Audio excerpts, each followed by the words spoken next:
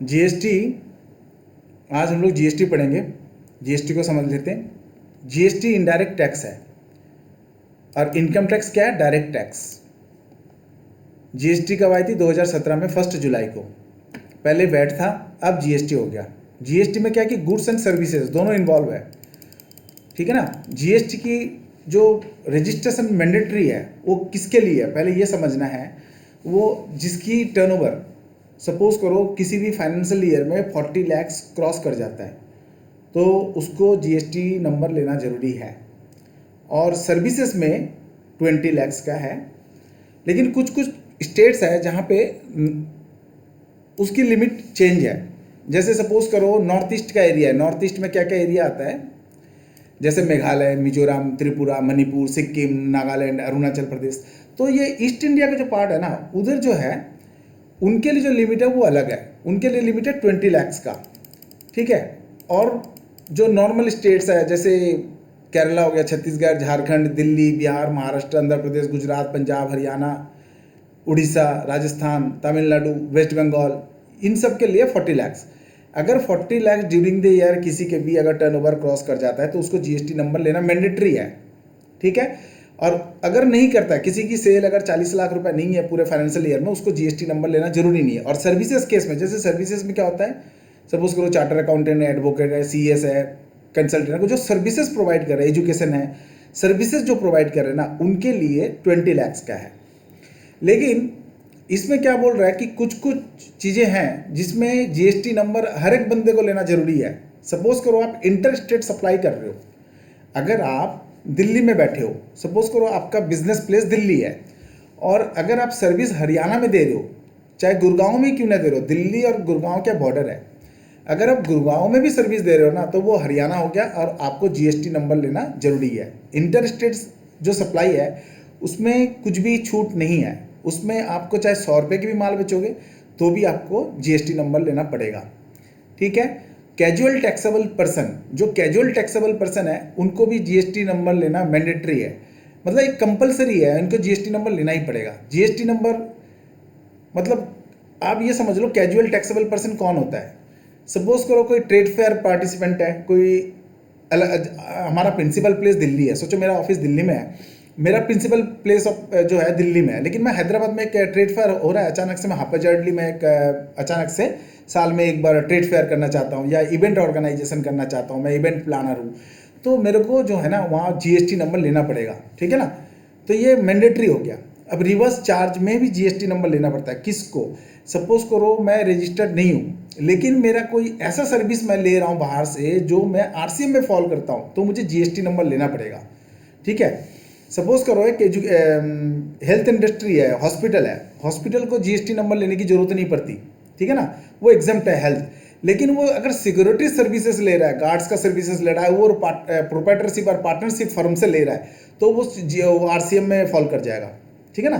तो वो आरसीएम वाले जो केस है ना, उस पर जीएसटी नंबर लेना जरूरी हो जाता है। जब कोई आरसीएम किसको पे करना पड़ता है, सपोज करो कोई अनरजिस्टर्ड डीलर है जिसका जीएसटी नंबर रजिस्टर्ड है ही नहीं, जिसके पास जीएसटी नंबर नहीं है, तो क्या बोल रहा है गवर्नमेंट, बोल रहा है आप एक काम करो, आप सामने वालों को बोल रहा है आप रेसिपिएंट हो सर्विसेज का, आप हमें जीएसटी पे करके हमें दे दो और इनपुट ले लो। ऐसा नहीं कि जीएसटी आप पे करोगे तो आपको इनपुट नहीं मिलेगा, लॉस कुछ नहीं है, आप जीएसटी नंबर ले लो, जीएसटी नंबर से जीएसटी उनके बिहाफ पे आप जीएसटी हमें पे कर दो और आप ही हमें जीएसटी इनपुट क्लेम हमारे रिटर्न से कर लो, और आपको जो है रिवर्स चार्ज मैकेनिज्म में वो देना है, ठीक है ना। और वो सेम मंथ में ही ले सकते हो। ये मिसकंसेप्शन है, बहुत लोग क्या करते हैं कि आरसीएम इस महीने में पेमेंट कर देते हैं, ठीक है ना, और अगले महीने में आरसीएम क्लेम करते हैं। नहीं, ऐसा कुछ नहीं है, आप इसी महीने में पेमेंट करोगे, इसी महीने में क्लेम कर लोगे 3B में। जीएसटीआर 1 क्या होता है, सेल्स का रिटर्न है। जीएसटीआर 1 पहले जाता है, पहले क्या होता था, पहले सिर्फ 3B जाती थी, पहले की बात कर रहा हूँ, 1-2 साल पहले की बात। अब जीएसटीआर 1 पहले जाता है और उसके बाद जीएसटीआर 3 भी जाता है। जीएसटीआर 3 भी आपको समरी है, वो उसमें आपका पेमेंट करना पड़ता है। जीएसटीआर 1 में आपके सेल का डिटेल जाता है। जीएसटीआर 2 में सब कुछ देखना पड़ता है, कितना इनपुट है, क्या एडजस्टमेंट है, सारे एडजस्टमेंट करके जो भी आपका फाइनल लायबिलिटी बनेगी वो आपको जीएसटीआर 3 में पेमेंट करना पड़ेगा, ठीक है। जीएसटीआर 1 का जो ड्यू डेट है वो ड्यू डेट है आपका 11th, अगर रेगुलर आप फाइल करो हर महीने के हिसाब से तो 11th of the following month, ठीक है। दादा रे पूर्ण गल्लीम छे आज माइक बंद कर दो प्लीज, प्लीज माइक बंद कर दो.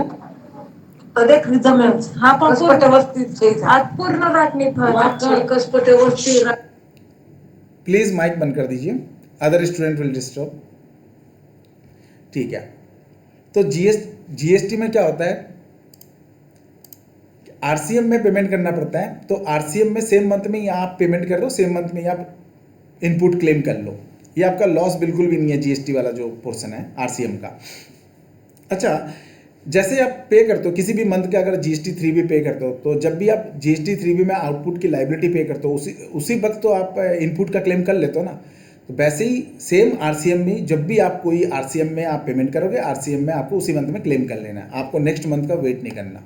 अच्छा, अब किस किस को आपको मैंडेटरी लेना है. सपोज करो आप इंटरेस्टेड सप्लायर हो तो आपको जीएसटी नंबर मैंडेटरी लेना पड़ेगा. आपकी 40 लाख और 20 लाख की जो छूट है, चाहे सर्विसेज दे रहे हो चाहे आप गुड्स में ट्रेड कर रहे हो, ठीक है ना, दोनों के लिए वो इंटरेस्टेड सर्विस में जीएसटी नंबर के लिए जो छूट है वो नहीं मिलेगा, आपको जीएसटी नंबर मैंडेटरी लेना पड़ेगा. कैजुअल टैक्सेबल सर्विस, जो इवेंट ऑर्गेनाइजर है, ट्रेड फेयर पार्टिसिपेंट है, अचानक जिसका प्लेस ऑफ बिजनेस फिक्स नहीं है, कोई अचानक से कोई सर्विस दे रहा है किसी और स्टेट में, तो उसको लेना पड़ेगा. Person taxable under reverse charge, जो रिवर्स चार्ज में फॉल करता है उनको भी लेना पड़ेगा. नॉन रेजिडेंट टैक्सेबल पर्सन,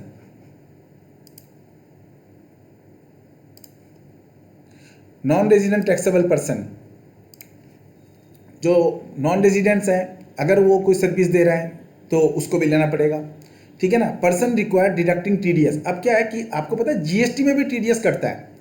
किसी को भी पता है, एक बार बोलो प्लीज, किसी को भी पता है? नहीं सर. अच्छा, जीएसटी में भी टीडीएस करता है. जीएसटी में क्या टीडीएस करता है, सुन लो, एक एग्जांपल देता हूँ. एग्जाम्पल ये है कि सपोज करो मैं गवर्नमेंट कॉन्ट्रैक्टर हूँ, मैं रोड कंस्ट्रक्शन कॉन्ट्रैक्टर हूँ. तो रोड कंस्ट्रक्शन की जो कॉन्ट्रैक्ट है ना गवर्नमेंट का, वो सिर्फ गवर्नमेंट टेंडर पे ही मिलेगा. अगर आप सोचोगे मैं एबीसी इंडिया लिमिटेड खोल दिया और गवर्नमेंट के पास जाके बोलूँ सरकार हमें रोड कंस्ट्रक्शन करना है दिल्ली टू बॉम्बे, आप हमें कॉन्ट्रैक्ट दे दो और पैसा पे कर दो, हम कॉन्ट्रैक्ट लेते हैं आपसे और हमें दे दो, नहीं देगा. उसकी टेंडर फिल करनी पड़ेगी, उसकी एक क्राइटेरिया है, उसकी क्वालिफिकेशन मीट करनी पड़ेगी. उसकी बहुत सारे क्वालिफिकेशंस होता है कि ये करना है, वो करना है, इतने साल का एक्सपीरियंस चाहिए, ये इंफ्रास्ट्रक्चर होना चाहिए, इतना ईएमडी देना है, ईएमडी मतलब अर्नेस्ट मनी, सिक्योरिटी डिपॉजिट देना है. उसके बाद आपकी क्रेडिबिलिटी चेक होगी, आपने कितना प्रोजेक्ट किया, उनसे आपके सर्टिफिकेट चाहिए कि हाँ कितना प्रोजेक्ट आपने वाइब्रेंट तरीके से अच्छे से कंप्लीट करके दिया.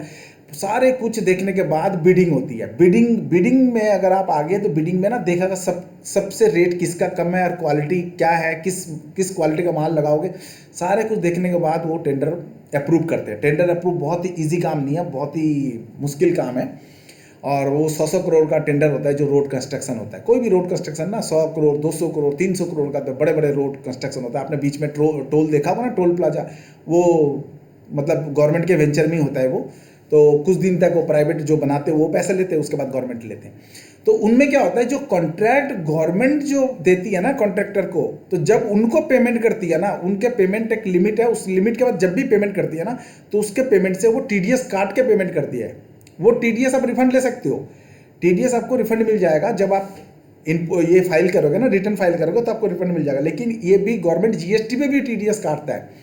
तो person required deducting TDS under GST, आप ये मत समझना जीएसटी में टीडीएस नहीं करता है, इनकम टैक्स में खाली करता है. ये नया प्रोविजन है, मतलब जब से आई थी तब से ही चल रहा है, लेकिन जीएसटी में भी टीडीएस करता है. ये गवर्नमेंट जब कोई कॉन्ट्रैक्ट देता है या वर्क कॉन्ट्रैक्ट होता है बड़े बड़े कंपनीज का, जो उसमें पेमेंट करता है ना वर्क कॉन्ट्रैक्ट पे भी, तो उस पर टीडीएस काट के जीएसटी पेमेंट करेगा. जो भी पेमेंट कर रहा है, सपोज करो 1 करोड़ का पेमेंट कर रहा है, तो वो जीएसटी काट के फिर वो पेमेंट करेगा.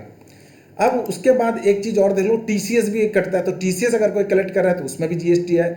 और सबसे बड़ी बात है ई कॉमर्स प्लेटफॉर्म, जैसे अमेजन, फ्लिपकार्ट, स्नैपडील, हाँ, उसके बाद और भी बहुत सारे नया नया आ गया आजकल, मीशो, सो बहुत सारे हैं.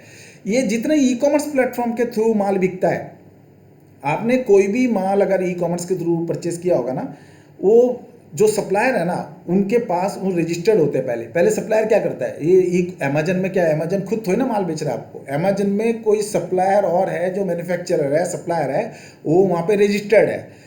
और रजिस्टर्ड होने के लिए उनको तो पहले ट्रेडमार्क रजिस्टर्ड होना चाहिए उसका, और उसके बाद वो जीएसटी में रजिस्टर्ड होना चाहिए, तभी वो ई कॉमर्स प्लेटफॉर्म में जाके माल बेच सकता है। तो सबसे पहले तो वो ई कॉमर्स प्लेटफॉर्म में माल बेचने के लिए उसके पास जीएसटी नंबर लेना मैंडेटरी है, नहीं तो ई कॉमर्स प्लेटफॉर्म में माल बेच ही नहीं सकता।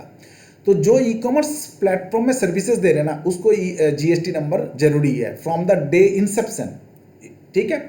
अब supplier who goods e commerce operator हुआ लाइबल टू कलेक्ट टीसीएस। अब जो ई कॉमर्स प्लेटफॉर्म है जब पेमेंट करती है ना, तो टीसीएस काट के पेमेंट करती है। जो ई कॉमर्स अमेजन, मैं सोच लो एक छोटा मोटा व्यापारी हूँ, मैंने अमेजन में माल लगा दिया कि चलो जी मेरा ये आप ये बेच दो, ये सामान बेच दो, तब वो जो पेमेंट करेगी ना तो टीडीएस पे काटेगी। कई बार टीसीएस भी कलेक्ट करता है किसी किसी कंडीशन में, तो वो टीसीएस और टीडीएस जब भी वो कलेक्ट करते हैं ना, तो वो क्या करते हैं, उनकी ये देखते हैं कि जीएसटी नंबर है या नहीं है। तो आपके पास जीएसटी नंबर होगा तो ही आप ई कॉमर्स में आप माल सेल कर सकते हो, ठीक है। ऑनलाइन सर्विस प्रोवाइडर सर्विस, अगर आप आउटसाइड कोई चाइना में बैठे हो या दुबई में बैठे हो, हांगकॉन्ग में बैठे हो, आप एज ए नॉन रेजिडेंट्स आप इंडिया में सप्लाई कर रहे हो या कोई भी सर्विसेज दे रहे हो, तो आपको भी जीएसटी नंबर लेना पड़ेगा इंडिया में। जैसे पेपाल है, पेटीएम है, पेटीएम भी मेरे को बाहर की कंपनी है, ठीक है ना, एग्जाम्पल दे रहा हूँ। तो कुछ बाहर की ऐप है, टिकटॉक है, ऐसे जो एग्जाम्पल दे रहा हूँ, ये बाहर की कंपनी है जो ऑनलाइन सर्विसेज दे रहा है पूरे वर्ल्ड को, तो इंडिया को भी दे रहा है। तो जो इंडिया को सर्विस बाहर से बैठ के दे रहा है ना, तो उसको भी इंडिया में जीएसटी नंबर लेना जरूरी है। तो ऐसे बंदों को छूट नहीं है, इनको कंपलसरी लेना पड़ेगा।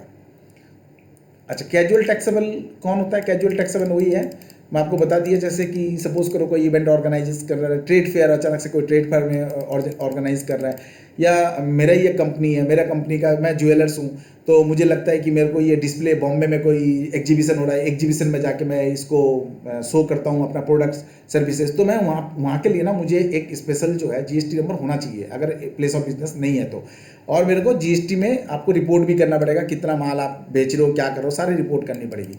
अगर किसी भी बाहर में जाके आप कोई भी काम कर रहे हो तो आपको जीएसटी नंबर लेना पड़ेगा। आउट ऑफ स्टेट 1 रुपये की भी माल सेल करोगे तो आपको जीएसटी नंबर चाहिए। अगर इंटर स्टेट कुछ इंट्रा मतलब विद इन द स्टेट, मैंने आपको बोला था कल भी, इंट्रा मतलब विद इन द स्टेट और इंटर मतलब out of state.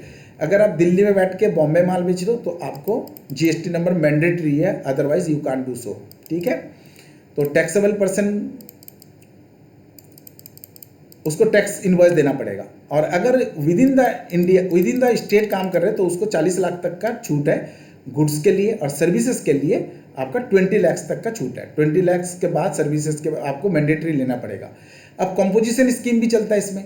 Composition scheme में क्या बोलता है कि कॉम्पोजिशन स्कीम को ये बोलता है कि आप ना 1.5 करोड़ तक की अगर आपको सेल है, देखो इसको 1.5 करोड़ तक का ये दिया है कि 1.5 करोड़ तक अगर आपकी सेल है, ये इसमें ना कौन फॉल करता है, छोटे मोटे बिजनेस, जो एमएसएमई इंडस्ट्री है, छोटे मोटे बिजनेसेस है, उनको बोलता है 1.5 करोड़ तक के अगर आपको सेल है ना, तो आप ना कॉम्पोजिशन स्कीम में चले जाओ। कॉम्पोजिशन स्कीम में क्या करता है, फिक्स रेट में फिक्स रेट में वो क्या करता है, जीएसटी चार्ज करता है, और क्वार्टरली उनको जीएसटी पे करना पड़ता है। जैसे 1% to 5%, किसी में 1% लगता है, किसी में 2%, किसी में 5%, अलग अलग चीज़ों का अलग अलग है। जैसे सपोज करो रेस्टोरेंट है, रेस्टोरेंट में अगर अल्कोहल अगर सप्लाई नहीं करता, खाली रेस्टोरेंट है, तो वो 5% के कैटेगरी में आ जाता है। अब वो अल्कोहल को क्यों बाहर किया, देखो अल्कोहल जो है ना जीएसटी के अंदर नहीं आता। सिगरेट है, टोबैको सिगरेट, आईटीसी वाले जो कंपनी के सिगरेट है, टोबैको, वाइन हो गया, ये सारे, बियर हो गया, ये सारी चीज़ जो है ना अल्कोहल में आता है। तो ये अल्कोहल वाली चीज़ें ना जीएसटी में फॉल नहीं करता। आपको पता है क्यों? क्योंकि ये एक्साइज क्लेम करते हैं, आज तक भी अभी जीएसटी में नहीं लाया। एक्साइज में बहुत अच्छा पैसा कमाते हैं, ठीक है, वो जीएसटी में नहीं लाया, उसको ना वो उस पुराने स्कीम में ही चल रहा है, वैट और एक्साइज वाले जो स्कीम चल रहा था वो वही चल रहा है।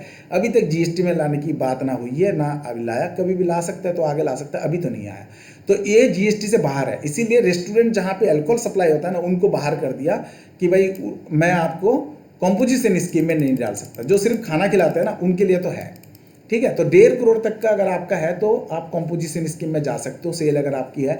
लेकिन with in the year, suppose करो विद इन द ईयर आपको 6 महीना आपने बिजनेस किया, आपने कॉम्पोजिशन स्कीम ले लिया, 6 महीना आपने बिजनेस किया, अचानक से क्या हुआ कि आपकी जो टर्नओवर है वो जंप कर गई, सपोज करो 2 करोड़ पहुंच गया। तो जैसे ही 1.5 करोड़ जंप करेगा ना, उससे पहले आपको इंटीमेशन देना पड़ेगा जीएसटी पोर्टल में ही, वहाँ पे एप्लीकेशन फाइल करनी पड़ेगी कि मेरी सेल जो है जंप कर गई है, मुझे रेगुलर आप जीएसटी रेगुलर में कन्वर्ट कर दो। तो आपको फिर रेगुलर में कन्वर्ट करना पड़ेगा। तो रेगुलर में कन्वर्ट करने के लिए ऐसा नहीं है कि जो आपके जो पुराने जो चीज़ें हैं वो ख़त्म हो जाएगी, पुराने जो आपने माल खरीद के रखा है वो, उसमें भी आपको इनपुट मिल जाएगा। देखो कंपोजिशन स्कीम जो लेता है उसको एक फिक्स रेट में 1% से लेकर 5% का उनको जीएसटी देना पड़ता है, वो कस्टमर से चार्ज नहीं कर सकता। कंपोजिशन स्कीम में क्या बोलता है, इनवॉइस में स्पेशली लिख के देना पड़ेगा आपको कि we are fall into composition scheme. Actual language जो है ना वो सब अपना अपना बना के लिखते हैं। तो we do not charge any GST, आपको बिल पे भी लिख के देना पड़ेगा। इवन आपके ऑफिस के बाहर आपको एक बोर्ड में जहाँ जीएसटी नंबर लिखोगे ना, बोर्ड में भी लिखना पड़ेगा we are under composition scheme in GST. Even आपको इनवॉइस में भी लिखना पड़ेगा, ये लॉ है। तो कंपोजिशन स्कीम जो होते हैं ना, कंपोजिशन स्कीम वालों को कोई बुक्स मतलब ज़्यादा कंप्लायंस मेंटेन करने की जरूरत नहीं है। वो क्वार्टरली बस अपना पेमेंट कर दो, बस बात खत्म। उनकी जो लायबिलिटी है वो कर दो, ज़्यादा कुछ प्रॉब्लम नहीं होता इसमें, बहुत ईजी है। लेकिन उनके एक डिमेरिट यही है, कंपोजिशन वाले को ना इनपुट क्रेडिट नहीं मिलेगा। देखो ये बिगेस्ट लॉस है। आप ये मत समझना कि कोई भी चीज़ आप खरीद रहे हो या बेच रहे हो तो उसमें आपका तो जीएसटी इन्वॉल्व है ना। आप जिससे ले रहे हो, सपोज करो मैं एक एग्जांपल देता हूँ, चलो एक मैं लैपटॉप खरीदा, एक लैपटॉप की कॉस्ट है समझ लो 1 लाख रुपया, ठीक है। 1 लाख का लैपटॉप मैं लेता हूँ तो किसी से भी मैं लूँगा तो मेरे को तो जीएसटी कम से कम 18% तो लैपटॉप पे चाहिए कि नहीं। तो 18% तो मेरा लग गया ना। तो मेरा लैपटॉप का कॉस्ट कितना हो गया, 1,18,000 रुपया। अभी अगर मैं एज ए कंज्यूमर किसी से खरीदने जाऊँगा, सपोज करो मैं बिजनेस कर रहा हूँ, मेरे पास जीएसटी नंबर नहीं है, मैं 40 लाख का ही टर्नओवर क्रॉस नहीं किया, मैं 40 लाख से नीचे ही हूँ, ठीक है। अब मैंने अपने ऑफिस के लिए, मैंने अपनी कंपनी के लिए एक लैपटॉप खरीदना चाहता हूँ। तो मैं लैपटॉप खरीदने जैसे जाऊँगा तो मेरे को 1,18,000 वो चार्ज कर देगा। लेकिन अगर मेरे पास जीएसटी नंबर होता तो मैं जीएसटी नंबर से बिल लेता कि मेरे को ना B2C में बिल मत काटो, B2B में काटो। B2B कौन, बिजनेस टू बिजनेस। वो भी बिजनेस कर रहा है, मैं भी बिजनेस कर रहा हूँ, मेरे पास जीएसटी नंबर है, उसके पास भी जीएसटी नंबर है। तो वो जब बिल काट के देगा हमें तो जीएसटी का बिल देगा, वो जीएसटी पे मेरे को इनपुट क्लेम 18,000 का मिल जाएगा। तो ये 18,000 का मेरा लॉस नहीं है, मेरा कॉस्ट एक्चुअल में 1 लाख ही पड़ा। 18,000 तो मेरे को गवर्नमेंट वापस कर देगी, रिफंड कर देगी। जब मैं रिटर्न फाइल करूंगा तो मेरी आउटपुट लाइबिलिटी होगी, आउटपुट से माइनस हो जाएगा जो मेरी इनपुट है, उसके बाद जो फाइनल लाइबिलिटी होगी वो मेरे को पे करना है। तो ये तो आपका जीएसटी का B2B का कंसेप्ट है। अब जो B2C है, B2C क्या बोलता है, B2C बोलता है डायरेक्ट कंज्यूमर को हम सप्लाई कर रहे हैं। B2C बिजनेस टू कंज्यूमर, जो कंज्यूमर है वो सपोज करो आप खुद हो कंज्यूमर। मैं एक दुकान खोल के बैठा हूँ लैपटॉप का, आप मेरे पास परचेस करने आए, आपसे मैं 1,18,000 ले लिया, आपको मैं एक बिल पकड़ा दिया कैश का, आप घर जाके अपना काम कर रहे हो, आप एंड यूजर हो। This is called end user. You are not doing furtherance of business, you are doing your own. मतलब जो भी आप लैपटॉप ले रहे हो वो पर्सनल यूज के ले रहे हो, ना कि आप फर्दर बिजनेस करने के ले रहे हो। इसको बोलते हैं फर्दरेंस ऑफ बिजनेस में आप इन्वॉल्व नहीं हो, आप खुद अपने लिए ले रहे हो। अगर फर्दरेंस ऑफ बिजनेस में इन्वॉल्व होते, अगर आपके पास जीएसटी नंबर होता तो गवर्नमेंट बोल रहा है आप इमीडिएटली ले लो, उसी महीने में जीएसटी इनपुट ले लो, ठीक है ना। लेकिन आप एंड यूजर हो तो आपको जीएसटी जो है आपको रिटर्न नहीं मिलेगा, इनपुट क्लेम नहीं मिलेगा, क्योंकि आपके पास जीएसटी नंबर है ही नहीं। ये है B2C का कंसेप्ट। तो B2C मतलब कंज्यूमर खुद होता है, ठीक है, और B2B में बिजनेसेस। तो जीएसटी कंपोजिशन स्कीम जो लेता है उसके पास भी एक सबसे बड़ा जो डिमेरिट्स है वो ये है, जो जब वो बिजनेस तो कर रहा है तो वो भी तो कहीं ना कहीं से तो कुछ माल परचेस किया तभी तो आगे बेच रहा है ना। तो जो माल परचेस कर रहा है ना उसका कॉस्ट हो गया ज़्यादा। कैसे, सपोज करो 1 लाख का माल था, वो तो जीएसटी पे करके लिया तो उसका कॉस्ट हो गया जो है ज़्यादा, और उसके बाद वो फर्दर 1% से लेके 5% का जो भी है लगा के वो इनपुट मतलब टैक्स लगा के आगे सेल कर रहा है। तो उसके लिए तो कॉस्ट ज़्यादा पड़ गया ना। और अगर यही B2B अगर होता तो उसका इनपुट का पूरा रिटर्न उसको मिल जाता रिफंड, और उसका कॉस्ट जो है बहुत कम होता। तो हमेशा क्या होता है, अगर आप लगता है कि आप बिजनेस करोगे लॉन्ग टर्म के लिए करोगे, बिजनेस आपका ठीक है, 40 लाख अगर नहीं भी फॉल करता है ना, आपकी कोई जरूरी नहीं है कि आप 40 लाख का वेट करो। गवर्नमेंट बोलता है this is the capping, this is the threshold limit. अगर आप थ्रेशोल्ड लिमिट के नीचे भी अगर आप जीएसटी रजिस्ट्रेशन करवा लोगे तो कोई नुकसान नहीं है।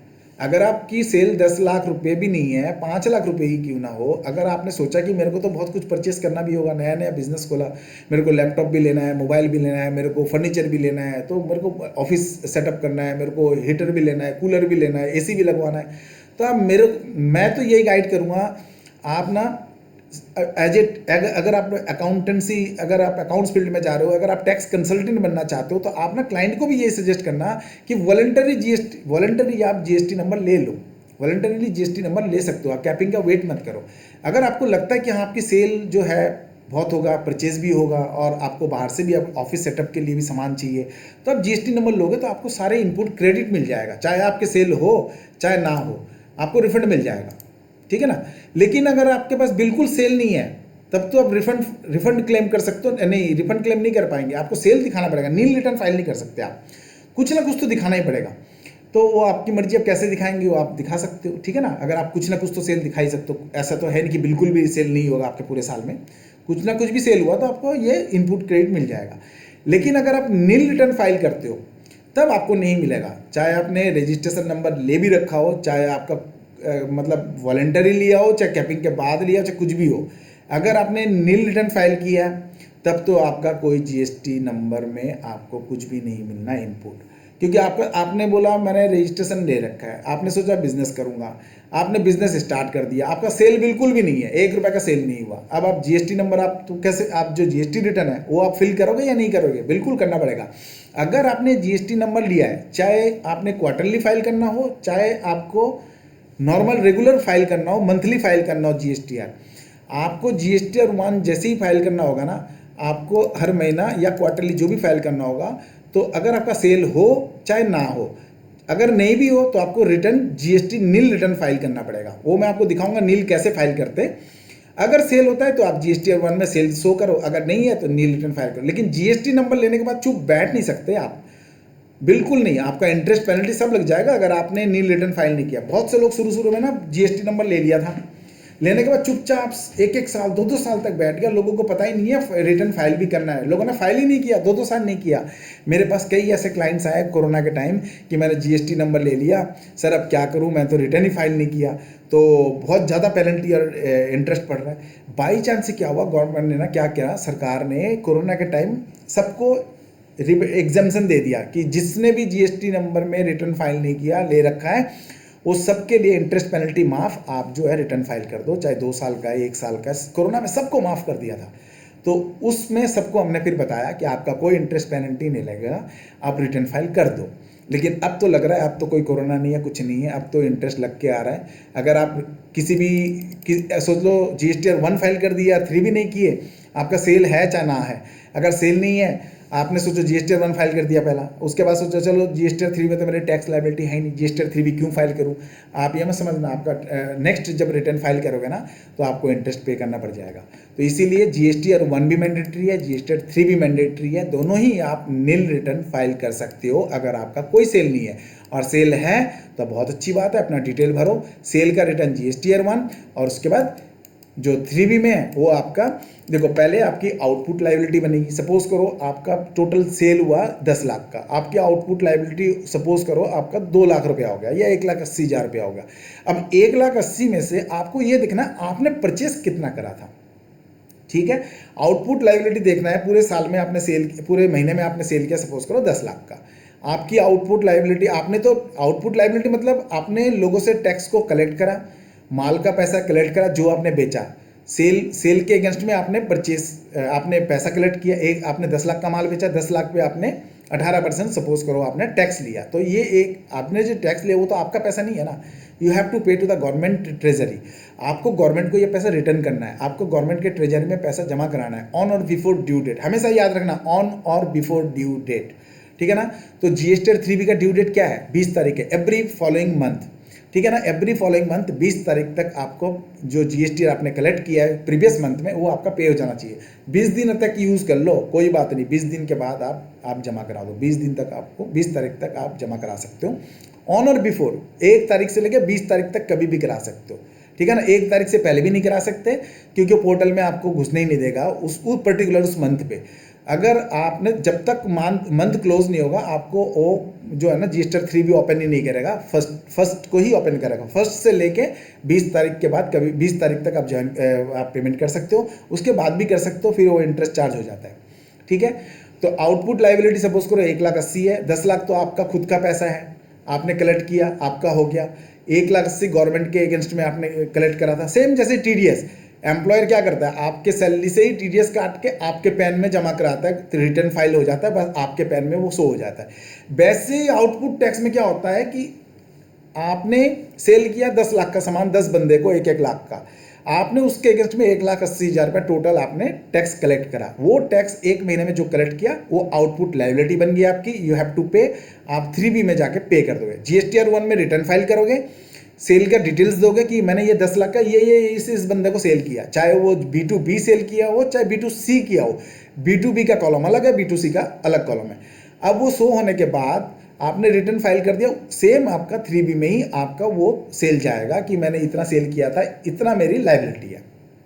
अब उस लायबिलिटी से आपको देखना है कि पूरे मंथ में आपने कितना परचेस किया था। अब सपोज करो आपने भी गुड्स परचेस कर रखा है, सपोज करो 5 लाख का, तो आपका सपोज करो 90,000 GST आपका इनपुट क्लेम बनता है। देखो क्या बोलता है, आपका जैसे ही आउटपुट मैं जमा कराऊंगा ना, तो जिस बंदे ने मुझसे परचेस किया है, अगर वो B2B में है तो उसको भी इनपुट मिलेगा। आप जैसे ही टैक्स फाइल कर दोगे ना, रिटर्न फाइल कर दोगे GSTR 1, तो उसके बाद आप जैसे टैक्स पे कर दोगे तो उनके इनपुट में उनको 2B में दिख जाएगा, ठीक है ना। तो 2B में जैसे ही उनको दिखेगा वो क्लेम कर सकता है इनपुट रिटर्न जब फाइल करेगा, इनसे लिया था अब ये इनपुट शो कर रहा है, ठीक है ना। आप वैसे ही आपने भी जिससे माल परचेस किया था आपको भी वो अपना पेमेंट सरकार को करेगा तो आपको भी इनपुट दिख जाएगा। जैसे ही वो सरकार को पेमेंट करेगा ना तो आपके इनपुट आपको दिख जाएगा, आप क्लेम ले सकते हो, ठीक है ना। वो रिटर्न फाइल करना चाहिए, अगर रिटर्न नहीं फाइल करेगा ना तो आपको दिखेगा नहीं। तो जैसे ही रिटर्न फाइल करेगा आपके इनपुट में आ जाएगा, तो 2B में दिखेगा। देखो 2A क्या है, परचेस रिपोर्ट है। 2A में तो परचेस रिपोर्ट है कि आपने जितने भी परचेस किया वो दिख जाएगा, जब फाइल किया वो दिखता रहेगा। 2B में जिसका आपका पूरा मतलब पेमेंट हो गया, आपका रिटर्न कंप्लीट हो गया, फाइल हो गया, उसका आपको 2B में आपको हमेशा ITC 2B से ही लेना है। और ये जो फाइल होगा आप 2B से क्लेम कर लोगे। सपोज करो आपका 50,000 का इनपुट बनता है और लाइबिलिटी 1,80,000, तो 1,80,000 में से ना 50 माइनस कर दो, जो आपकी फाइनल लाइबिलिटी बनता है वो 3B में जाके पेमेंट कर दो। ये आपका कंसेप्ट हो गया पेमेंट का, आउटपुट का। अब रजिस्ट्रेशन का क्या कंसेप्ट है कि 40 लाख तक आप, वो बोल रहा है कि अगर आप बिजनेस शुरू किए हो 40 लाख अगर पूरे साल में आपकी टर्नओवर नहीं है तो आपको लेने की ज़रूरत नहीं है। सर्विसेज को बोल रहे हैं, अगर आप कोई सर्विसेज प्रोवाइड करते हो 20 लाख की अगर आपकी टर्नओवर है तब वहाँ तक तो लेने की ज़रूरत नहीं है, उसके बाद अगर है तो लेना पड़ेगा। लेकिन अगर आप चाहो, कोई बंदिश नहीं है, अगर आप चाहो तो इसके नीचे भी अगर आपका सेल है तो भी आप ले सकते हो GST नंबर अपने बेनिफिट्स के लिए। अगर आपको लगता है कि आपको इनपुट क्लेम करना जरूरी है तो ले सकते हो। अच्छा, जब तक आप GST नंबर नहीं लोगे, अब डीमेरिट्स क्या है, अगर आप नहीं लेते हो तो ये 40 लाख तक की जो माल सेल करोगे आप, तब भी तो कम से कम तो 25 लाख का माल तो आपने परचेस किया होगा, तभी तो आप 40 का बेचोगे, क्योंकि आपके पास परचेस होगा तो ही तो आप सेल करोगे। अगर आप ट्रेडिंग कर रहे हो तो, मैन्युफैक्चरिंग भी अगर आप कर रहे हो तो रॉ मटेरियल तो परचेस किया ही होगा ना। विदाउट रॉ मटेरियल तो आप अगर शर्ट बनाते हो, शर्ट बनाओगे तो आपको तो कपड़ा खरीदना पड़ेगा ना, टेक्सटाइल तो खरीदना पड़ेगा, ठीक है ना। अगर आप प्लास्टिक का कोई बॉटल बना रहे हो तो आपको तो रॉ मटेरियल लेना पड़ेगा ना। अगर आप सीमेंट बना रहे हो तो रेता तो लेना पड़ेगा ना। तो आपको हर चीज़ में एक एग्जाम्पल दे रहा हूँ कि आपको कोई भी चीज़ में आपको मैन्युफैक्चरिंग करना है तो आपको रॉ मटेरियल तो परचेस करना पड़ेगा। रॉ मटेरियल का जो कॉस्ट है कम से कम 70 से 80% तो होगा ही होगा। चलो 80 नहीं होगा, 70 होगा, 70 नहीं होगा, 60 होगा, 60 से नीचे तो नहीं होगा ना। इतना ज़्यादा तो GP नहीं होगा ना, ग्रॉस प्रॉफिट इतना ज़्यादा तो नहीं होता है। तो कम से कम रॉ मटेरियल का जो पैसा है उस पर अगर GST लगा है तो आपको इनपुट नहीं मिलेगा, तो आपका तो कॉस्ट बढ़ जाएगा ना। इसलिए बेटर है कि आप GST नंबर ले लो और इनपुट क्लेम कर लो, ठीक है ना। तो अगर आप सर्विसेज भी देते हो तो देखो आपके पास सर्विसेज में तो हो सकता है कि आपके पास कोई इनपुट क्लेम इतना मुश्किल से ही होगा। चलो ऑफिस मेंटेनेंस के लिए चाहिए, कोई सामान ले लिया वो ले लिया तो ठीक है। सर्विसेज में तो कोई रॉ मटेरियल का कहानी नहीं है, ठीक है ना, ये मैं मान सकता हूँ। ना ही कोई परचेस का काम है। सर्विस जस्ट अपना ज्ञान दे रहे हो बस और पैसा कमा रहे हो, ठीक है ना। अपना सर्विस दे रहे हो, अपने प्रोफेशनल डिग्री को कैश कर रहे हो। जैसे टैक्स कंसल्टेंट है, चार्टर अकाउंटेंट फर्म है, CS है, लीगल है, डॉक्टर्स है, इनका क्या कॉस्ट पड़ेगा। इनका तो बस मतलब जो नॉलेज है, स्किल्स है, उसी से वो कमा रहे, ठीक है ना। लेकिन जो गुड्स और ट्रेडिंग करते हैं, मैन्युफैक्चरिंग करते हैं, उनको तो GST नंबर लेना जरूरी होता है। अगर वो ले लेंगे तो उनके लिए इनपुट में क्लेम मिल जाएगा और बहुत अच्छा प्रॉफिट कमाएंगे, वो प्रॉफिट करेंगे। वैसे ही कंपोजिशन वाले को, वैसे कंपोजिशन को 1.5 करोड़ का छूट दिया है, ठीक है ना।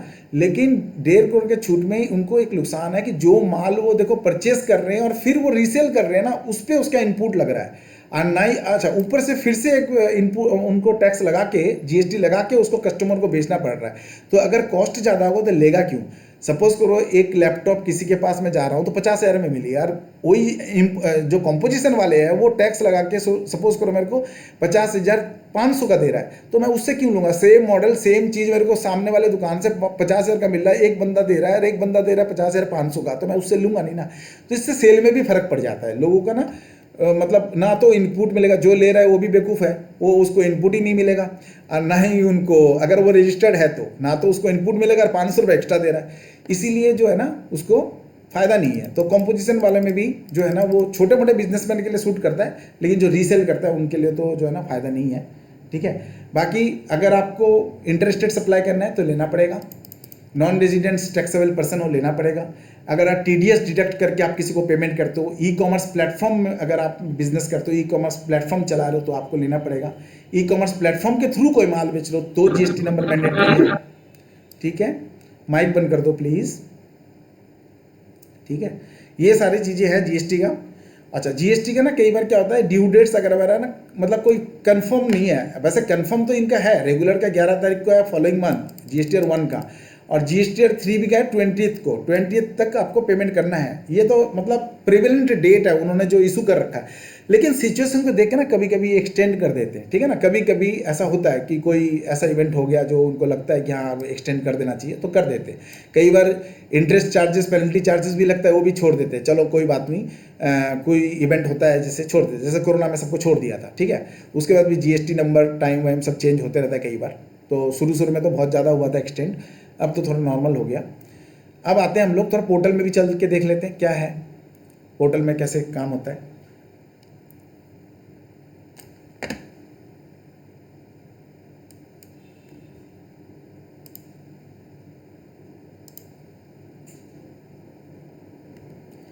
सबसे पहले जाएंगे gst.gov.in, ये इसका पोर्टल का एड्रेस है, याद रखना gst.gov.in। हमारे पास लॉगिन आईडी और पासवर्ड चाहिए बस। तो आप कहीं भी काम करोगे ना, लॉगिन आईडी पासवर्ड आपको मिल जाएगा। जो मैं अपने कंपनी से लॉगिन करता हूँ,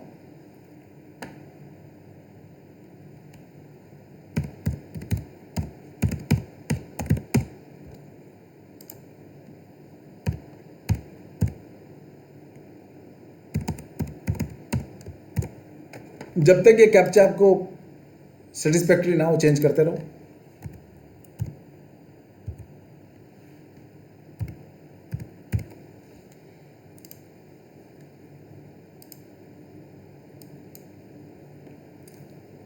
देखो यहाँ पे क्या बोल रहा है, ये डैशबोर्ड है, डैशबोर्ड में दिखते ही पता चल गया, ये देखो सब कुछ आ जाएगा। हमने ये मई तक का फाइल कर रखा है, ठीक है ना, मई तक का रिटर्न फाइल है। क्या दिखा रहा है, मई तक एकदम फाइल है, फाइल ऑन 20 तारीख को फाइल किया, 20/6 को, ठीक है ना।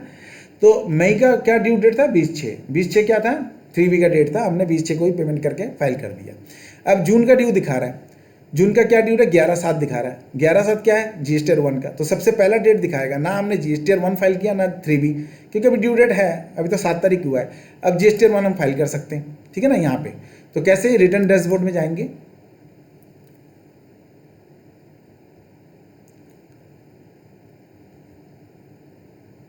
अब क्वार्टर कौन सा क्वार्टर है, जुलाई टू सितंबर नहीं, हमें फर्स्ट क्वार्टर सिलेक्ट करना है, क्योंकि हमारा जून तक का रिटर्न फाइल होगा ना, जून का फाइल होगा। अप्रैल मई तो चला गया, अब जून है, फर्स्ट क्वार्टर में जून आता है, जून सिलेक्ट कर लो।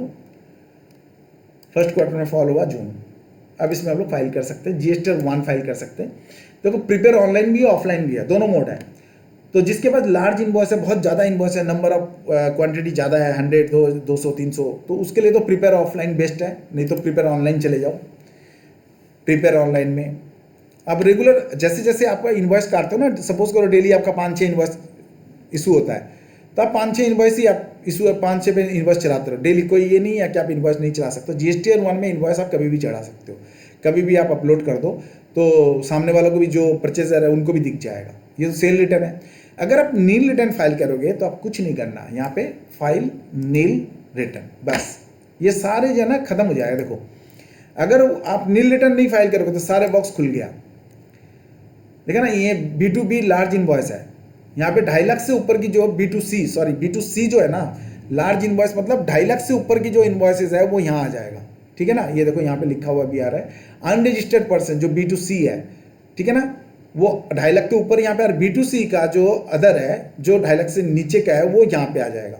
ठीक है ना, कंसोलिडेटेड यहाँ पे आ जाएगा इस कॉलम में, एक्सपोर्ट वाले यहाँ पे आएगा, और अगर नॉर्मल सेल है B2B तो ये यहाँ पे आएगा। देखो यहाँ पे ऐड रिकॉर्ड में जाओगे, ऐड रिकॉर्ड में आप ऐड कर सकते हो। अब देखो यहाँ पे सपोज करो एक एग्जांपल दिखाता हूँ, GSTR एक नंबर लेता हूँ मैं,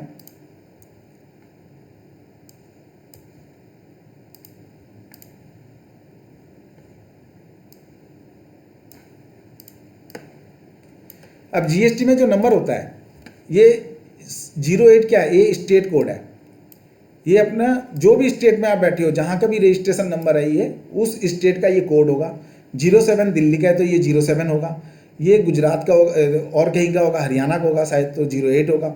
ये जो नंबर है यहाँ से लेके यहाँ तक 10 कैरेक्टर, ये है पैन कार्ड। आपके जो कंपनी का पैन कार्ड है ना वही है, सेम टू सेम एकदम पैन कार्ड है, और ये अलग हो गया। ठीक है ना, तो ये स्टेट कोड और ये पैन है। ठीक है, ये इसको मैं कॉपी मारता हूँ, देखता हूँ इसको क्या शो करता है। यहाँ पे ये B2B है, सपोज करो मैंने इसको माल सेल किया, देखो ये दिखा दिया श्री जय गणेश प्रिंट्स, ये रेसिपिएंट है। सपोज करो इनको माल बेचा है, ये इसका नाम अपने आप दिखा दिया। ठीक है ना, सिर्फ GST नंबर डालने की देर है। उसके बाद सपोज करो इनवॉइस है, मैंने इनवॉइस नंबर एक डम्मी ऐसे ही दिखा रहा हूँ 01, इनवॉइस का डेट क्या है, जून का डाल दो। देखो जून 30 तक अपने आप ले रहा है, क्योंकि उसको पता है कि जून तक की रिटर्न है, जो जून तक की सेल होगी ना, तो जून की सेल जुलाई में होगी। नहीं है तो चेंज भी कर सकते हो अगर आपका कोई प्रीवियस कुछ भी। तो सपोज करो मैं जून 16 का ले लिया, 16 जून का ले लिया, ये ले लिया। यहाँ पे टोटल इनवॉइस अमाउंट क्या है, टोटल इनवॉइस वैल्यू है सपोज करो 1,18,000, ये ले लिया। ठीक है, अब यहाँ पे ना ये क्या बता रहा है, ये राजस्थान का 08 क्या है स्टेट कोड मेरा, और मैं point of place of supply है, सपोज करो ये मैं आसाम करता हूँ। ठीक है, ये 01 ले लिया, प्लेस ऑफ सप्लाई सपोज करो मैं आसाम ले लिया। अब क्या यहाँ पे रेट क्या पूछेगा, इंटीग्रेटेड टैक्स। क्यों, क्योंकि IGST लगता है, ये बाहर का सप्लाई है। ठीक है ना, जहाँ भी बंदा बैठा है वो बाहर सप्लाई कर रहा है, कहाँ पे कर रहा है, आसाम में, तो इसका इंटीग्रेटेड टैक्स लगेगा। अगर सेम स्टेट में होगा तो IGST CGST। ठीक है, तो इसमें क्या करा, अमाउंट ले लिया। अब आप ना यहाँ पे एक बार 18% में डाल देते हैं। ठीक है, टैक्सेबल अमाउंट, ये टैक्सेबल अमाउंट क्या बोल रहा है, देखो टैक्सेबल अमाउंट कितना होगा, टैक्सेबल अमाउंट सपोज करो 1 लाख है, तो उसका 18% कितना होता है, 1,18,000। तो 1,18,000 तो इनवॉइस वैल्यू हो गया, और उसकी बाइफर्केशन हमने ऐसा दिया कि 1 लाख का तो टैक्सेबल एसेसेबल वैल्यू हो गया, मतलब टैक्सेबल वैल्यू जो हमारा जो माल परचेस हुआ था ना, जो सेल किया था वो सपोज करो 1 लाख का ही था, और उसके ऊपर टैक्स लगाया 18,000। तो आप जैसे ही 1 लाख लिखोगे, परसेंटेज लिखोगे, वो अपने आप कैलकुलेट करके बता दिया 1 लाख का था। तो आप इसको सेव कर दोगे तो ऐड हो जाएगा। इस तरीके से सारे आप सेव करते रहो और अपना ऐड का कॉलम बनाते रहो, और अपना ऐड होता रहेगा, नया नया करके ऐड होता रहेगा। उसके बाद जब फाइल करना होगा तो फाइल कर देना। अगर आपको फाइल नहीं करना तो कोई बात नहीं, अगर आपको कुछ एरर होगा तो आप एरर यहाँ से, यहाँ पे एक बटन बनेगा वहाँ से चेंज कर सकते हो। अभी हम इसको सेव नहीं करेंगे क्योंकि हमारा सेव करने का कोई मकसद नहीं है। आगे जब रिटर्न फाइल करूँगा तब मैं आपको दोबारा इसको दिखाऊंगा, तब करूँगा। अभी नील रिटर्न फाइल करना है तो मैं बैक जाऊँगा, इसको ये ऐड रिकॉर्ड नहीं किया, यहाँ पे बैक गया, फिर से यहाँ पे ये फाइल नील रिटर्न, ये क्लिक किया, सारे कुछ खत्म हो गया। अब यहाँ पे फाइल स्टेटमेंट, देखो इसको ना रिटर्न नहीं बोलते, इसको स्टेटमेंट बोलते हैं। ये जैसे ही फाइल स्टेटमेंट करूँगा ना तो ये दो चीज़ बोलेगा, या तो आप DSC से साइन कर दो या OTP से साइन कर दो। अब OTP किसका चलेगा, देखो यहाँ पे OTP उसी का चलेगा जो यहाँ पे रजिस्टर्ड है।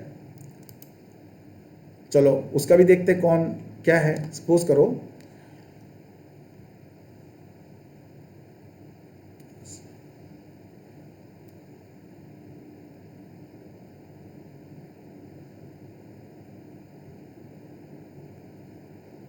व्यू डाउनलोड सर्टिफिकेट में देखता हूँ।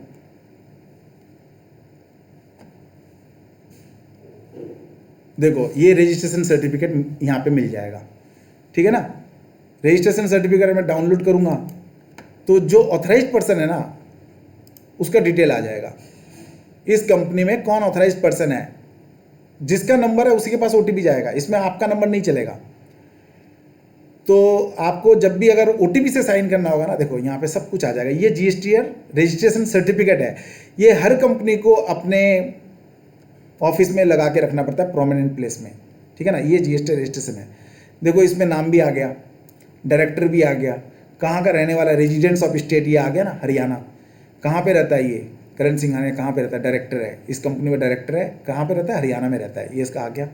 वैसे ही यहाँ पे कंपनी का एड्रेस आ गया, ये देखो कंपनी का एड्रेस आ गया।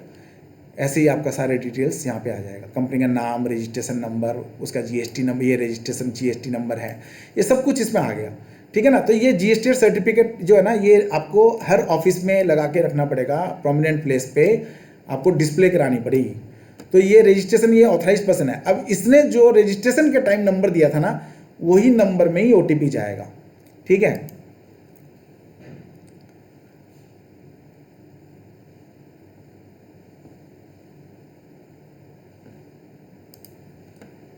तो जब भी आप ओटीपी से फाइल करो तो जिस बंदे का पूछ लो आप कौन है ऑथराइज पर्सन का नंबर पे ओटीपी आएगा, ओटीपी से भर दो, या फिर आप उनका डीएससी ले लो। जो ऑथराइज पर्सन है ना, उनका डीएससी से भी आप साइन कर सकते हो। एक बार आप बस सेटअप कर दो इसमें डीएससी, उसके बाद डीएससी से साइन कर दो, आपको फिर ओटीपी की जरूरत ही नहीं है, ठीक है। इस तरीके से आप नील रिटर्न फाइल कर सकते हो। तो डैशबोर्ड में चलेंगे फिर से। सबसे पहले फाइल रिटर्न,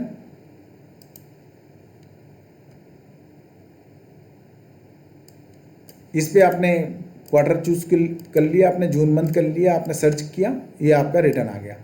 यहाँ पे आप भर दो जीएसटीआर 1 का डिटेल। जब जीएसटीआर फाइल कर दोगे ना, खाली यहाँ पे फाइल करना ही काम नहीं है, इसके फाइल करने के बाद आपको 3B में आना पड़ेगा। ये 3B है, इसका ड्यू डेट है 20 जुलाई। तब आपको प्रिपेयर ऑनलाइन आपको करना पड़ेगा। लेकिन ये क्या बोल रहा है, you have not file GSTR 1 of the selected tax period, please file the same enabling 3B। तो 3B तब तक एनेबलिंग नहीं होगा, जब तब तक नहीं ओपन होगा जब तक मैं जीएसटीआर 1 फाइल नहीं कर दूंगा। उनको सेल का डिटेल चाहिए पहले, जब मैं सेल का डिटेल दे दूंगा तो ये ओपन कर देगा। फिर उसके बाद मैं यहाँ पे सिलेक्ट कर सकता हूँ और पेमेंट करके सर्च करके, फिर देखो आप खोल नहीं रहा, तब मैं इनको पेमेंट करके इसको सबमिट कर सकता हूँ, ठीक है। अच्छा 2B में ये रिपोर्ट आया, देखता हूँ 2B में क्या बोलता है। ऑटो ड्राफ्टेड में कुछ है क्या, ऑटो ड्राफ्टेड में कुछ इनपुट है। अच्छा ये ऑटो ड्राफ्टेड बोल रहा है 13 तारीख की कट ऑफ डेट है ना, 13 जुलाई के बाद मिलेगा, ठीक है। तो कोई बात नहीं, बैक जाते हैं, पिछले मंथ का देखते हैं ऑटो ड्राफ्टेड है कुछ, वो देखिएगा। अगर रजिस्ट्रेशन कर लो, किसी को नया नंबर लेना है तो क्या करोगे आप, रजिस्ट्रेशन में करोगे, रजिस्ट्रेशन क्लिक करके न्यू रजिस्ट्रेशन। अगर किसी को नया, देखो एक कंपनी में काम करते हुए कई रजिस्ट्रेशन नंबर लेने की जरूरत पड़ती है, तो न्यू रजिस्ट्रेशन में जैसे ही आप क्लिक करोगे ना, तो आप न्यू रजिस्ट्रेशन में डिटेल डाल दो। ये आपका डिटेल जो पूछेगा, बहुत इजी है रजिस्ट्रेशन लेना, तो बहुत ही इजी है, कोई प्रॉब्लम नहीं है। बस आप ना स्टेप बाय स्टेप बस इनको डिटेल दे दो, नाम, स्टेट, ये permanent account, PAN number, email address दे दो, ओटीपी उसी में आएगा, प्रोसीड कर दो, आगे का फिर कॉलम खुलेगा। उसमें फिर आपका पूरे डिटेल में आएगा, आपके कंपनी का नाम क्या है, आपके कंपनी का एड्रेस क्या है, आपके कंपनी कहाँ पे बिजनेस करती है, कहाँ कहाँ गोडाउन है, क्या एक ही प्लेस ऑफ बिजनेस है या और भी है, आपके HSN कोड क्या है, किस किस बिजनेस पे ट्रेड करते हो आप, ठीक है ना। तो कौन कौन से आइटम आप सेल करोगे, उसका HSN कोड क्या है, उसके जो ऑनर है, जो ऑथराइज सिग्नेटरी है वो कौन है, उनके डायरेक्टर कौन है, उनके, अगर आप कंपनी से ले रहे हो रजिस्ट्रेशन तो आपका बोर्ड रेजुलेशन होगा कि आप जीएसटी नंबर अगर अप्लाई करते हो as a private limited company, तो आपको ना बोर्ड रेजुलेशन पास होना चाहिए। तो बोर्ड रेजुलेशन जो है ना, एज ए ऑथराइज पर्सन कौन बनेगा उसका आपको यहाँ पे सबमिट करना पड़ेगा। अगर आप वो सबमिट नहीं करोगे तो आपको आगे बढ़ने नहीं देगा। अगर आप प्रोप्राइटरशिप करो तब तो कुछ जरूरत नहीं है, बस लीगल नाम अलग होता है और ट्रेड नेम अलग होता है, किसी का सेम भी होता है, तो वो डाल दो। तो रजिस्ट्रेशन आपको 6-7 दिन में आ जाता है, मैक्स टू मैक्स 3-4 दिन में आ जाता है। एड्रेस प्रूफ 2 देना पड़ता है कोई भी, अगर आप रेंट पे हो, अगर आपका ऑफिस रेंटेड है तो रेंट डीड दे दो, और साथ में जो ऑनर का एड्रेस है ना वो देना पड़ेगा, ना कि आपका तो वो केवाईसी में ले ही रहा है। लेकिन जब भी कोई रेंटेड प्रीमाइसेस में ऑफिस खोल के बैठा है तो रेंटेड प्रीमाइसेस का दो कम से कम एड्रेस ऑनर का इसमें चाहिए जीएसटी पोर्टल में। देखो लॉ बोल रहा है एक ही चाहिए, लेकिन आपका रिजेक्ट होकर आ जाएगा, तो आप पहले ही 2 एड्रेस दे दो, क्योंकि वो ये चेक करना चाहता है कि जो ऑनर से आप रेंटेड प्रीमाइसेस लिए हो, खाली एग्रीमेंट तो कोई भी बना सकता है। एग्रीमेंट का क्या, आज जाके कोर्ट चले जाओ, एक स्टैम्प पेपर में एग्रीमेंट आप खुद बना लो, साइन भी कोई भी करते, कोई भी कुछ भी कर सकता है।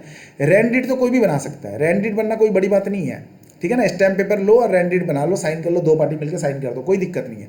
लेकिन आपकी एड्रेस प्रूफ अगर होगा ना तो उनको कंफर्मेशन हो जाएगी जो प्रीमाइसेस का एड्रेस आप रेंट डीड पे दे रहे हो वही प्रीमाइसेस को बिलोंग भी करता है या नहीं, उसका आई कार्ड है कि नहीं। तो इसमें 2 चीज़ दे दो, या तो आधार कार्ड दे दो जिस उसी एड्रेस का अगर है, तो जिस प्रीमाइसेस में आप बिजनेस करना चाहते हो, जिस प्रीमाइसेस के एड्रेस में आपका एड्रेस है, या तो उनका आधार कार्ड दे दो, ठीक है ना। ये केस आपके पास हर दिन आएगा, आपको देखना पड़ेगा, इसको आता ही रहेगा ये सब नया नया चीज़ें आपके पास। आप जब काम करोगे तो अकाउंट्स में ऐसे भी बंदे आएंगे जो सप्लायर है, उसको जीएसटी नंबर चाहिए, तो आप बोलोगे जीएसटी नंबर दो, तो बोलेगा मैंने तो लिया ही नहीं, तो बोलेगा आप लो, तो आप आपसे ही हेल्प मांग लेगा वो। ऐसा होगा, हमारे साथ भी हुआ है। तो आप अगर टैक्स कंसल्टेंट भी काम कर रहे हो तो आपको ये जरूरत पड़ेगी, ये आपको जानना जरूरी है। तो एक तो आधार कार्ड दे दो अगर उसी प्रीमाइसेस के एड्रेस पे है, तो नहीं तो म्यूनसिपलिटी का टैक्स रिसीट दे दो जो आप टैक्स पे करते हो, वो भी नहीं है तो इलेक्ट्रिसिटी बिल तो दे ही दो। इलेक्ट्रिसिटी बिल में नाम ऑनर का होना चाहिए, जिसका जो साइन कर रहा है एग्रीमेंट में उसका ही नाम होना चाहिए इलेक्ट्रिसिटी बिल में। अगर इलेक्ट्रिसिटी बिल है वो दे दो, साथ में वाटर बिल दे दो। अगर वाटर बिल में भी ऑनर का नाम है तो ऑनर का बेटे का नाम होगा तो नहीं चलेगा, ऑनर का वाइफ का नाम होगा तो नहीं चलेगा, ऑनर का ही नाम होना चाहिए, एनी 2 डॉक्यूमेंट्स, तो आपका रिजेक्ट नहीं होगा, इतना तो पक्का है, ठीक है ना। अगर आपका एग्रीमेंट में जो एड्रेस है वही प्लेस ऑफ बिजनेस आप ऑफिस शो कर रहे हो, उसी एड्रेस पे आप जीएसटी नंबर ले रहे हो, उसी में ही आपका ऑनर का भी एड्रेस है, और 2 एड्रेस प्रूफ कोई भी हो जाएगा तो आपका रिजेक्ट नहीं होगा, ठीक है। तो ये नील रिटर्न का हो गया। यहाँ पे ड्यू डेट शो करता है, देखो कोई भी ड्यू डेट कोई भी अगर चेक करना हो तो फ्रंट पेज पे ही आप चेक कर सकते हो, होम पेज में आप देख सकते हो। यहाँ पे कल हम लोग रिटर्न फाइल करके देखेंगे प्रॉपरली, सारे टोटल रिटर्न फाइल ही करेंगे, ओटीपी वगैरह वाला सब आएगा, सब करेंगे, ठीक है। इसका डेटा मुझे तैयार करना पड़ेगा क्योंकि जो भी रिटर्न फाइल करना है वो डेटा तैयार करके करता हूँ। अभी 3B है, 3B का ये क्या डेट बता रहा है, जून का बता रहा है 20 जुलाई। जीएसटी 1 का क्या बता रहा है 11 जुलाई, ठीक है ना। अब गवर्नमेंट सरकार की अप्रूवल अगर अचानक से आ जाए कि नहीं ये 11 नहीं 15 को कर देते तो हो सकता है, लेकिन प्रिविलेंट जो डेट है वो डेट ये है, यहाँ पे शो कर रहा है, ठीक है ना। ये जीएसटी 1 3B का, ठीक है। ऐसे ही सबका डेट शो करता है, यहाँ पे सब शो कर देता है क्या है क्या नहीं, ठीक है। अगर आपको जीएसटी प्रैक्टिशनर भी बनना है तो भी आप फाइल कर सकते हैं यहाँ पे। अगर आपको एक्सपोर्ट कर कुछ भी करना हो तो भी आप उसमें जीएसटी वहाँ पे जाओगे रिटर्न में तो भी आप कर सकते हो। सर्विसेज में जाओ क्या क्या है, यूजर सर्विसेज में देखते हैं क्या क्या है। देखो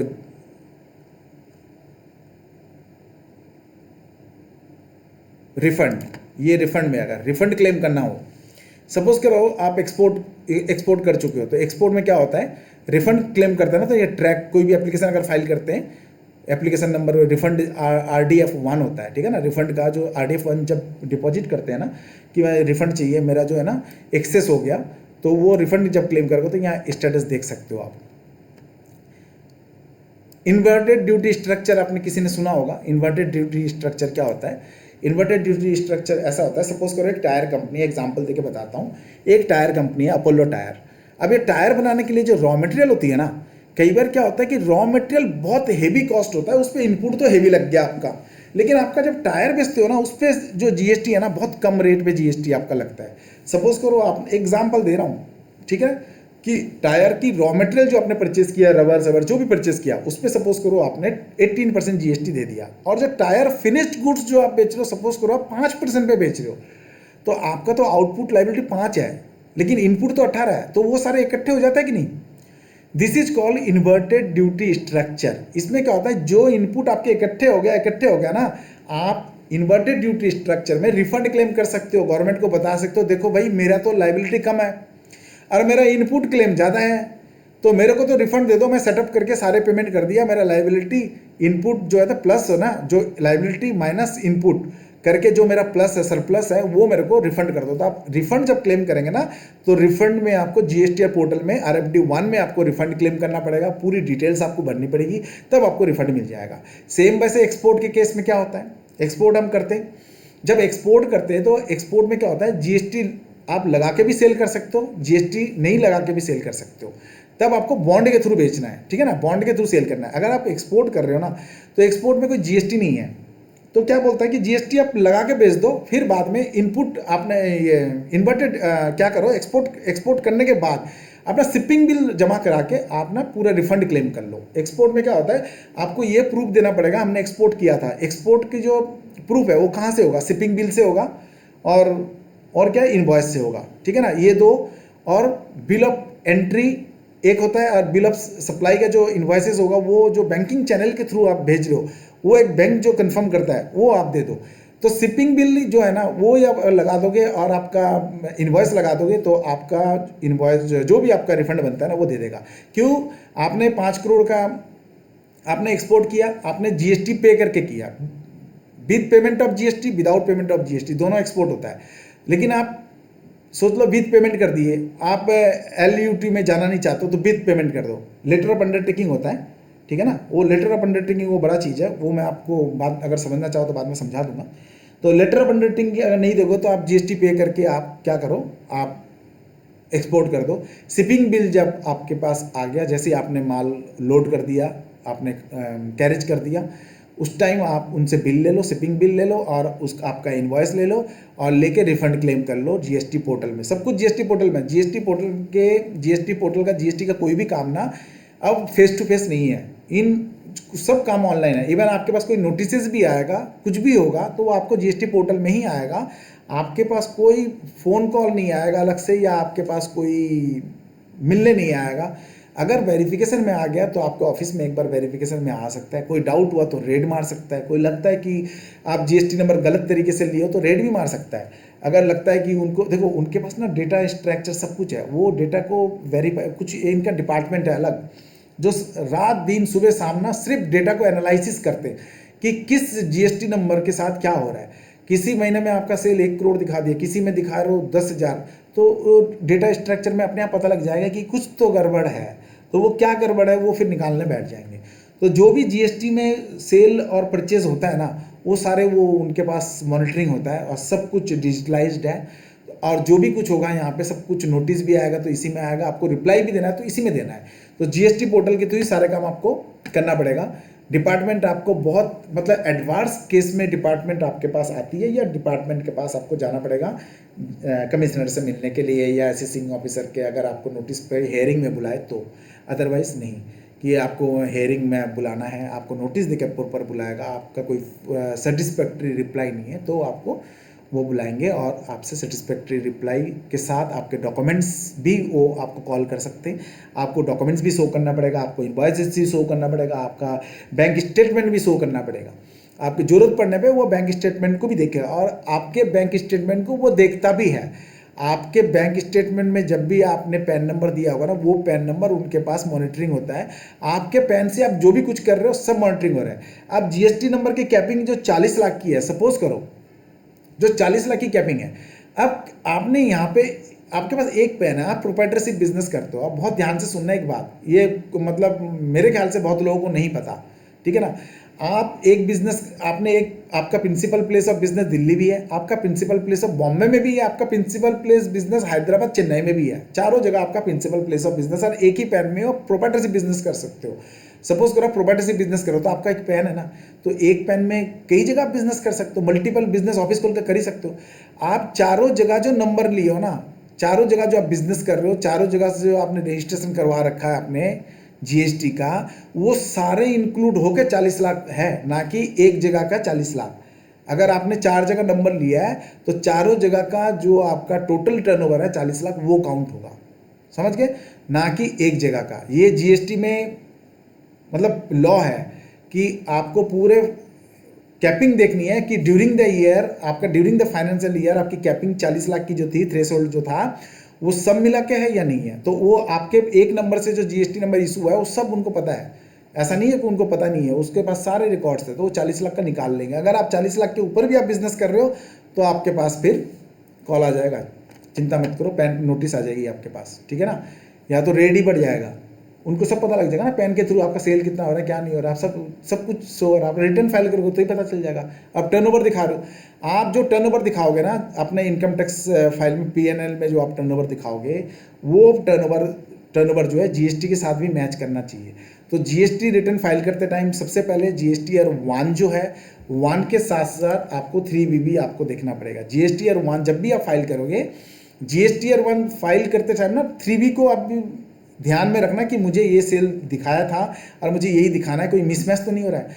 लेकिन अगर जीएसटी ईयर 1 फाइल कर देते हो और सपोज करो कोई मिस्टेक रह भी गया, तो क्या उस टाइम आप रिवाइज कर सकते हो रिटर्न को रिवाइज नहीं कर सकते, लेकिन हाँ नेक्स्ट मंथ पे ना अमेंड कर सकते हो उसको।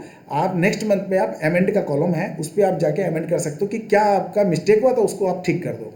तो जीएसटी ईयर 1 जब आप फाइल करते हो तो एक बार तो फाइल करने के बाद कुछ नहीं हो सकता, जो कर दिए 3B आपने सोचो फाइल कर दिया, पेमेंट दे दिया, कुछ भी अगर आपका मिस्टेक हुआ है नेक्स्ट मंथ में जाके आप अमेंड कर सकते हो, ठीक है। तो जीएसटी ईयर का जो रिटर्न है उस पर 3B जब फाइल करते हो, खास करके जीएसटी ईयर का टर्नओवर आप देख लो, आपने क्या शो किया था, क्या सेल शो किया था और क्यों किया था, ठीक है। अगर आपने किसी को सपोज करो आपने किसी से आपने माल परचेस किया और 6 महीने के अंदर वो माल का पेमेंट उन्होंने रिटर्न फाइल ही नहीं किया, सपोज करो आपने किसी भी कंपनी से माल परचेस किया और 6 मंथ के अंदर उन्होंने माल का पेमेंट ही नहीं किया, मतलब माल का पेमेंट आपने दे दिया और जीएसटी इनपुट ले लिया और माल का जो ये जीएसटी बनता है वो उन्होंने रिटर्न फाइल नहीं किया, आपको इनपुट टैक्स रिवर्स करना पड़ जाएगा इंटरेस्ट के साथ। आपने जो इनपुट लिया था ना वो गवर्नमेंट को आपको रिटर्न करना पड़ जाएगा, उन्होंने फाइल नहीं किया, वो आपकी लायबिलिटी है। इसीलिए जीएसटी जब भी आप माल परचेस करते हो, आपके पास जब इनवॉइसेस आता है ना, आप उसकी ये देख लो कि जीएसटी ईयर 1 का रिटर्न ड्यू डेट जो था वो क्रॉस कर गया क्या।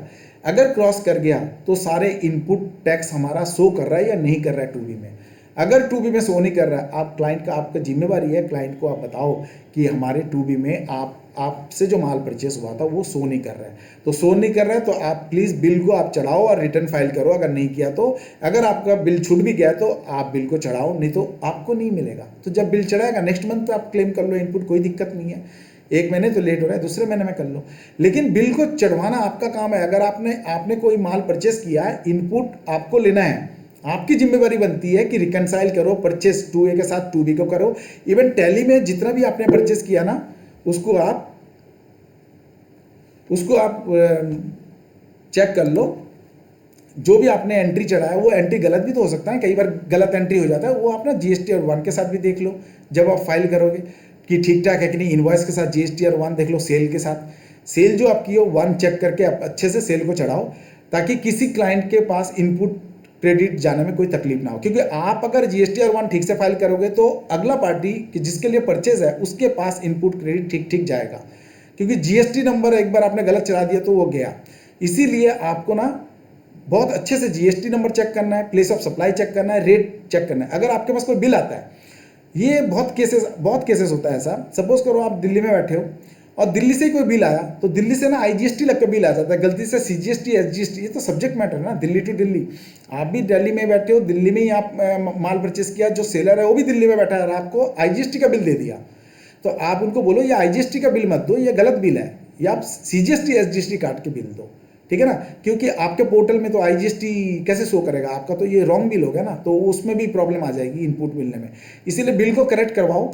आपके एंट्री तो ठीक है, आप भी तो एंट्री करोगे तो सीजीएसटी एसजीएसटी इनपुट क्लेम करोगे ना, नहीं तो आपका 3B में आप इनपुट क्लेम गलत कर लोगे।